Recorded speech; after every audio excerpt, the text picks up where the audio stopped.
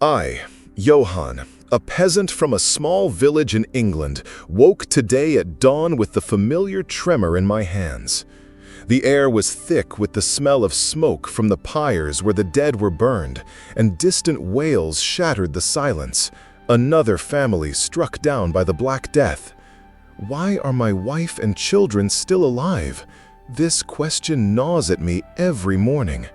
Now I will take you through one of my days, filled with fear, hard labor, and tiny hopes, so you can feel how we survive in this hell. Prepare to walk in my shoes, where every step is a struggle for tomorrow. Usually, when the first rays of the sun touched the windows of our hut, I would hear the voices of the waking village, the familiar knocks and creaks heralding a new day. But today, as on many days before, the silence was deep, broken only by a rare, distant scream that pierced the air like an icy spike. This was no peaceful silence. It was a silence filled with absence, heavier than stone, because every sound, or lack thereof, spoke of another taken by the Black Death. And so, in this suffocating stillness, I, Johann, a peasant from a small village nestled in the heart of England, woke at dawn feeling the usual tremor in my hands. The cold stone floor bit into my bare feet as I carefully lowered them from the stiff straw bed. The air in our tiny hut, thick with the smell of the hearth, and something else, unseen but palpable, felt heavy. Beyond the small parchment-covered window, the sky hung in a gray shroud, as if nature itself mourned us. My first, most painful thought stabbed my heart like an icy needle. Are the neighbors alive? This unspoken, ever-present question hung in the air like fog, an invisible yet all-encompassing shadow.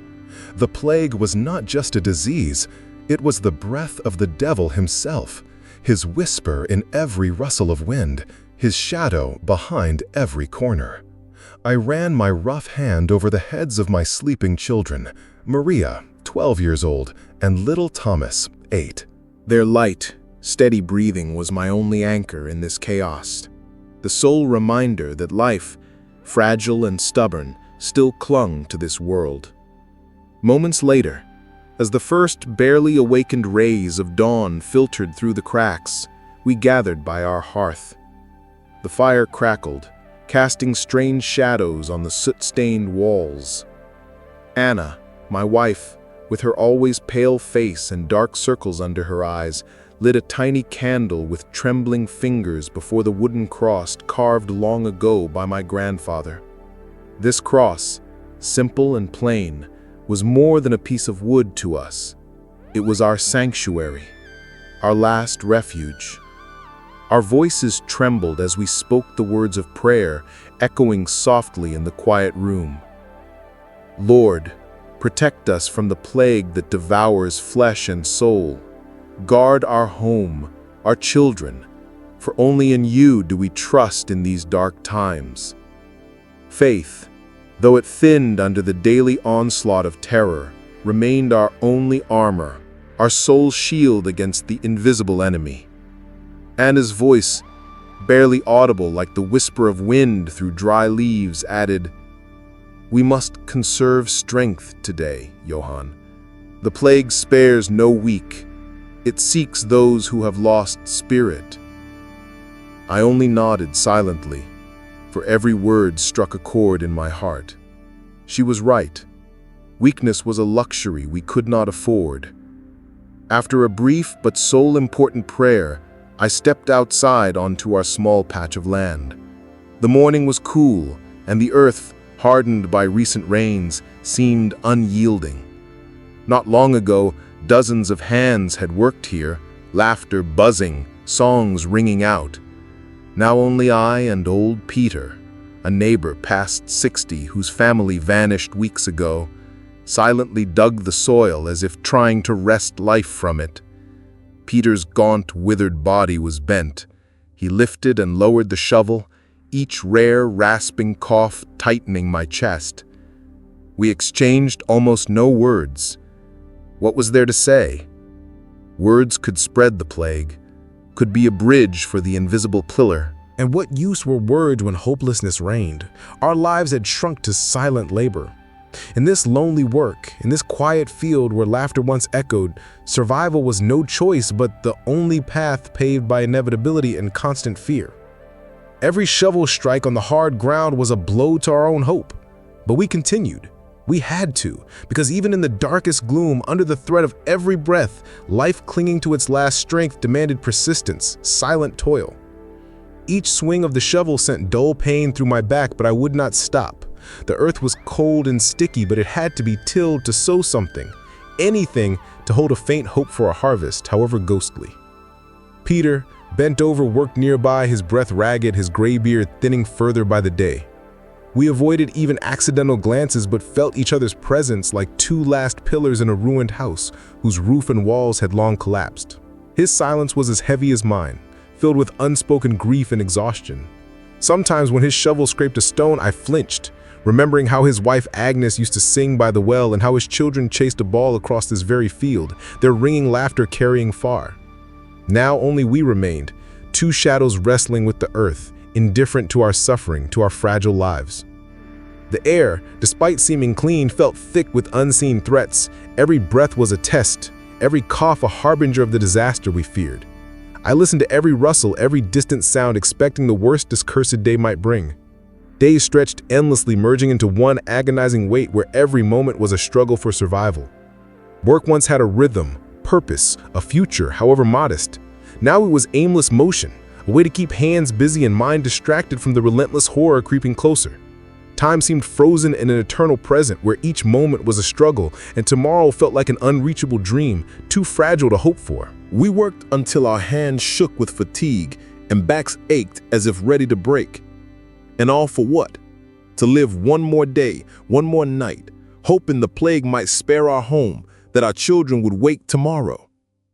This was not just work. It was an hourly, minute-by-minute affirmation of our right to exist, our silent vow to live no matter what. In these days, when death breathes down your neck, every grain of life, every heartbeat, every drop of sweat spilled on this earth becomes our only weapon, our undeniable declaration of will to survive. Usually, when the sun reached its zenith and the fields shimmered with heat, our village would come alive in a different way. The smith's hammer ringing, women's laughter by the well, children's shouts playing in the dust, all formed the familiar symphony of midday life. Now, under the pale, lifeless noon sun, there was no activity, only a deeper, oppressive silence broken only by the wind's hum and the rare caw of a crow. Bent and aching after long hours in the field, with a heavy, nagging pain in my back and a dry, scratchy throat, I headed to the well. It was necessary. Water was life, and life, I knew, was now our most precious possession. The path to the well, usually bustling, was empty. Every step echoed in the unnatural silence, and I felt every muscle tense, as if expecting an invisible blow. I kept to the middle of the trail, avoiding bushes and tall grass where the infected air was said to lurk. My eyes darted side to side, searching for signs of life, or, more likely, death. Abandoned belongings, open doors, smoke lingering too long. Nothing, only emptiness that spoke louder than words. Then, near the old creaky pump, I saw her. Elsa, the blacksmith's wife. She stood 10 paces from the well, back to me, her usually strong and confident figure now as fragile as mine. Her face was covered with a cloth tightly wrapped over mouth and nose, the village's new greeting. No hellos, no smiles. Just a brief, clipped nod exchanged when she turned. Her dark, wary eyes met mine, and I read the same fatigue, the same fear that lived in me. She did not approach, nor did I move forward. The distance was more than physical. It was a symbol of our new existence, a barrier we built between ourselves and the world. "The neighboring village is wiped out," she whispered, her voice muffled by the cloth, sounding almost ghostly. Those words hung in the air, cold and undeniable. I only nodded, unable to utter a sound or question. What was there to ask? It was clear. The plague spared no one. And the neighboring village, once spoken of so fondly, was now a silent graveyard. I stepped back, then another step. Isolation was our new law, unwritten but strictly observed. Every contact, every exchange of words, even a glance was now a game with death, a lottery where the stakes were your life and your loved ones. I drew water hastily, barely touching the bucket, and hurried back, feeling Elsa's words like poison under my skin, leaving only cold and despair. Returning home, the weight of the bucket in my hands felt heavier, as if the water carried all my unspoken fears. The smell of smoke from the burning pyres grew stronger, urging me onward. Inside, behind thick walls, it was more familiar, safer, though I knew it was only an illusion. Anna waited, her eyes fixed on the door. The children, Maria and Thomas, sat quietly by the hearth, their small figures vulnerable in the flickering firelight. The midday meal was the only time we gathered, aside from morning and evening prayers. On the table stood a simple clay bowl of broth made from roots and dried beans. Meat had long gone. All our livestock had perished, either from the plague or some other unknown pestilence this terrible scourge brought. Anna's hands, calloused and marked by burns, served tiny portions barely covering the bottom of our wooden bowls. "We must ration," she whispered, her voice almost inaudible. "No one knows what tomorrow will bring." The children were silent, their eyes too large for their gaunt faces, full of questions they dared not ask. Why no meat? Why neighbors no longer visit? Why each day was the same bleakness? To distract them from these heavy thoughts, I began telling an old tale my grandfather told me as a child, a story of a brave knight and a magical forest, of friendship and triumph over evil. My voice was low and steady, trying to pour all the warmth I could find in my weary soul. Gradually, their faces softened, and even a faint laugh escaped Thomas's lips. Laughter. Now it was worth more than bread, more than gold, more than life itself. It was proof that a spark of childhood innocence still flickered, that horror had not yet consumed their souls. That laughter was my most precious treasure, the strongest medicine I could give. After the meal, when the last crumbs of broth were eaten and the warm wave of the story subsided, I had to go out again, this time into the forest. My grandmother, God rest her soul, always said nature gives all needed for healing if you know how to listen. I was going for wormwood and garlic, her remedies believed to be the best protection against the plague, however faint.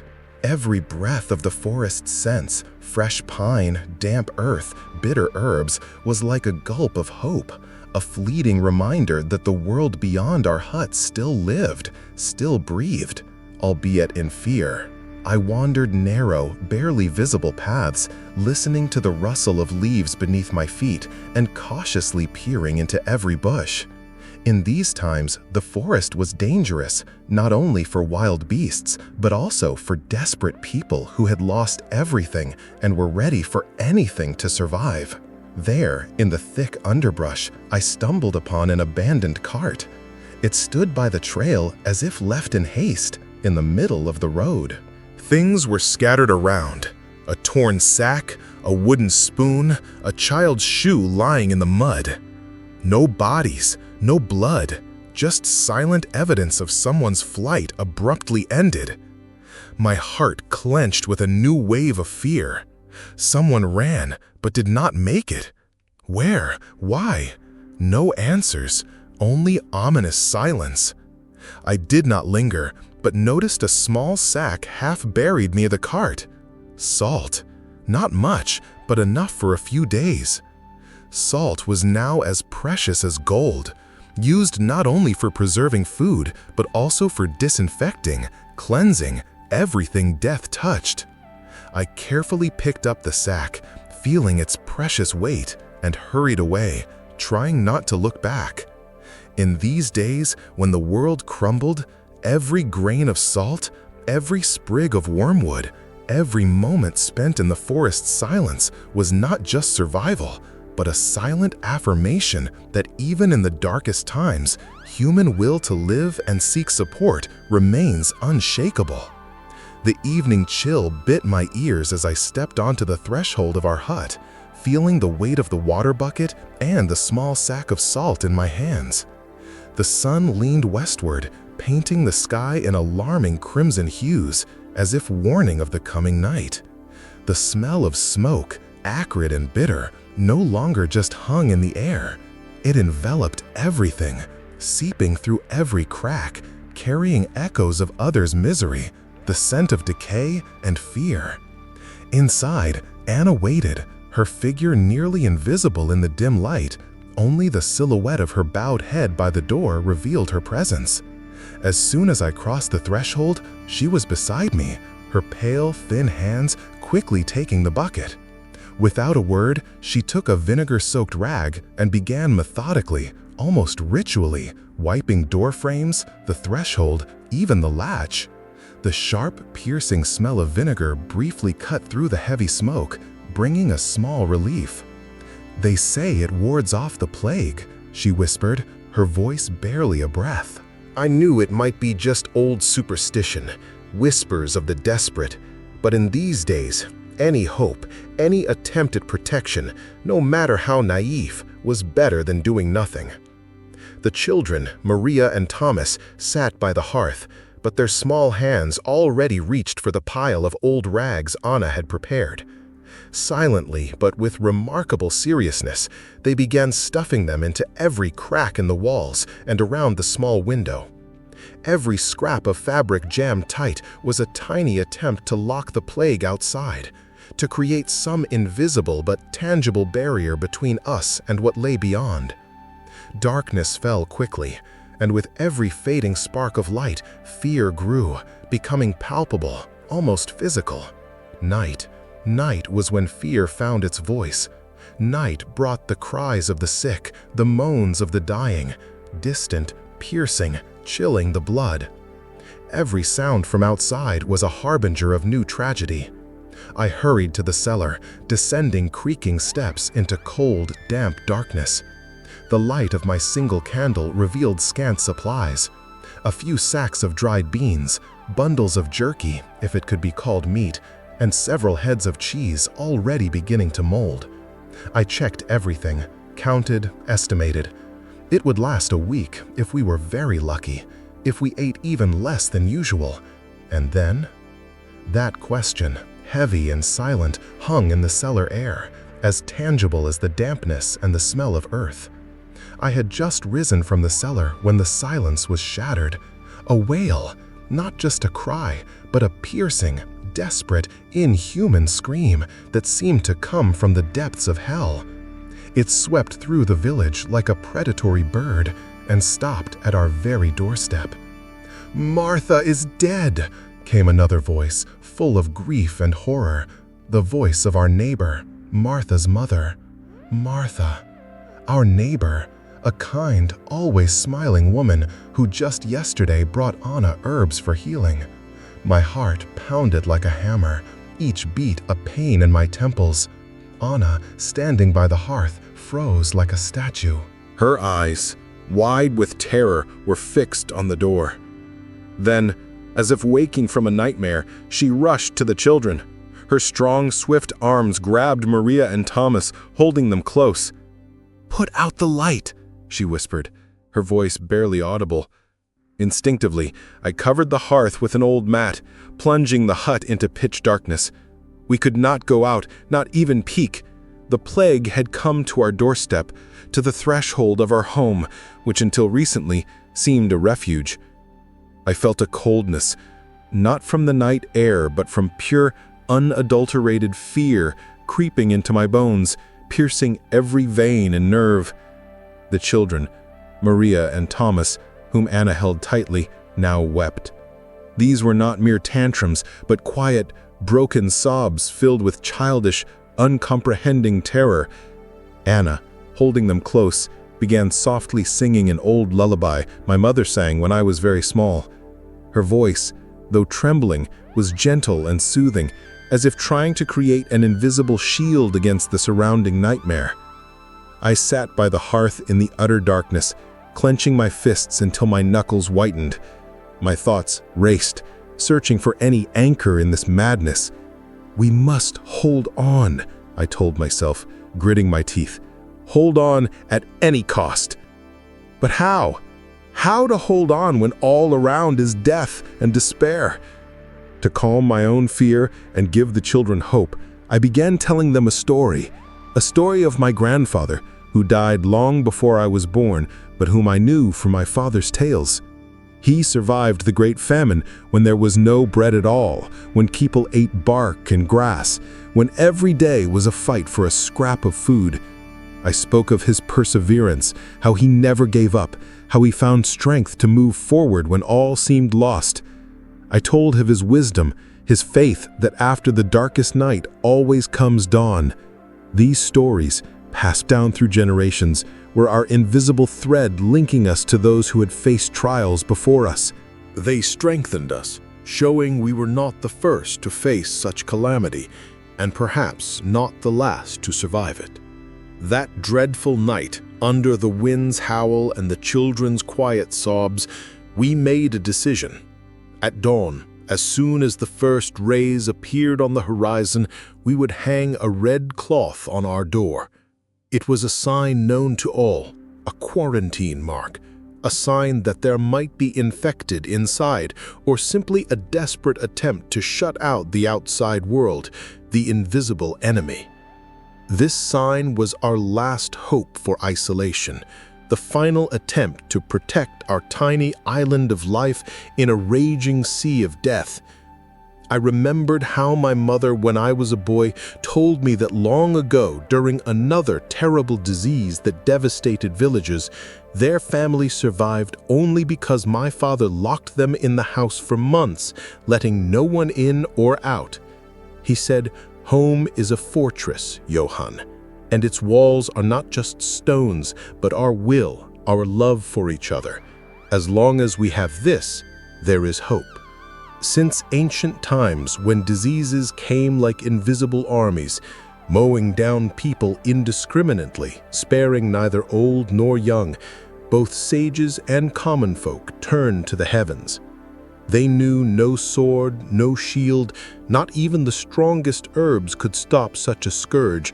Only faith remained, a thin, sometimes barely visible thread connecting them to something greater, a hope for mercy and salvation.